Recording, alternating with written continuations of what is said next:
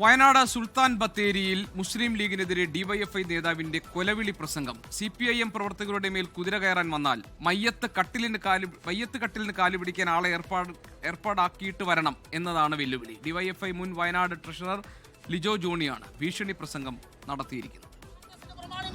രാവിലെ ഈ ഭിക്ഷച്ചട്ടി എടുത്തുകൊണ്ട് മുനിസിപ്പാലിറ്റിയുടെ വാതിൽക്ക നിൽക്കുന്ന പോലെ ഏതെങ്കിലും ഒരു സിപിഎമ്മിന്റെ പ്രവർത്തകർ, ഇടതുപക്ഷ ജനാധിപത്യ മുന്നണിയുടെ പ്രവർത്തകർ ഈ മുനിസിപ്പാലിറ്റിയുടെ പടിവാതിൽക്ക നിന്നിട്ടുണ്ടോ?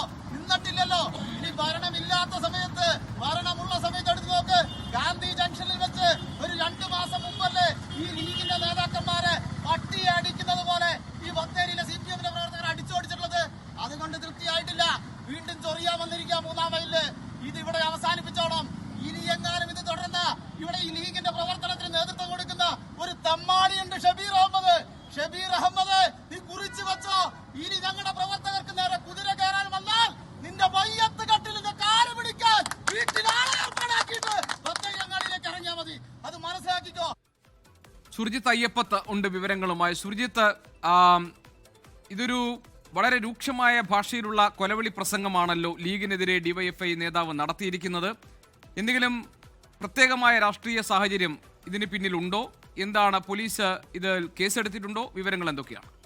GK, ഇതുമായി ബന്ധപ്പെട്ട് ഏറ്റവും പ്രധാനമായി ഈ തെരഞ്ഞെടുപ്പിന് ശേഷം വലിയ രീതിയിലുള്ള സംഘർഷം മുസ്ലിം ലീഗ് പ്രവർത്തകരും ഒപ്പം തന്നെ CPM പ്രവർത്തകരും തമ്മിൽ സുൽത്താൻ ബത്തേരിയിൽ ഉണ്ടായിരുന്നു. സുൽത്താൻ ബത്തേരിയുടെ ഭരണം നേരത്തെ ഇടതുപക്ഷ ജനാധിപത്യ മുന്നണിക്കായിരുന്നു. അത് UDF പിടിച്ചെടുക്കുന്ന സാഹചര്യമാണ് ഉണ്ടായത്. ഇതിനെ തുടർന്ന് വലിയ സംഘർഷം ഇരുവിഭാഗം തമ്മിൽ ഉണ്ടായിരുന്നു. അതിന്റെ തുടർച്ചയായാണ് ഇത്തരത്തിലുള്ള പ്രശ്നങ്ങൾക്ക് കാരണമായി ചൂണ്ടിക്കാട്ടപ്പെടുന്നത്. CPM പ്രവർത്തകരുടെ മേൽ കുതിര കയറാൻ വന്നാൽ മയ്യത്ത് കട്ടിലിന് കാല് പിടിക്കാൻ ആളെ ഏർപ്പാടാക്കിയിട്ട് വരണമെന്നുള്ളതാണ് പ്രധാനപ്പെട്ട വെല്ലുവിളി.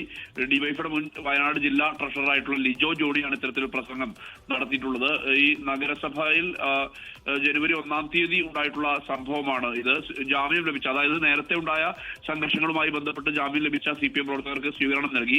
ആ സ്വീകരണ യോഗത്തിലാണ് ഇതുമായി ബന്ധപ്പെട്ട ഇന്നത്തെ പ്രസംഗം ഉണ്ടായിട്ടുള്ളത്. അതോടൊപ്പം തന്നെ മുസ്ലിം ലീഗിനെതിരെ ഒരു അക്രമാഹ്വാനം ഉൾപ്പെടെ പ്രസംഗത്തിലുടനീളം ഉണ്ട് എന്നുള്ളതാണ് പ്രധാനപ്പെട്ട ആക്ഷേപം. ലീഗ് പ്രവർത്തകരുടെ കൈ തല്ലിയൊടിച്ച CPM-കാരാണ് ജയിലിൽ പോയത് എന്നും പ്രസംഗത്തിൽ പറയുന്നുണ്ട്. തെരഞ്ഞെടുപ്പുമായി ബന്ധപ്പെട്ടുണ്ടായിട്ടുള്ള അതിന്റെ വിജയവുമായി ബന്ധപ്പെട്ടുണ്ടായ സംഘർഷം, ആ സംഘർഷത്തെ തുടർന്ന് ആണ് ഇത്തരത്തിൽ ഒരു പരസ്യമായ ഏറ്റുമുട്ടലിലേക്ക് എത്തിയത്.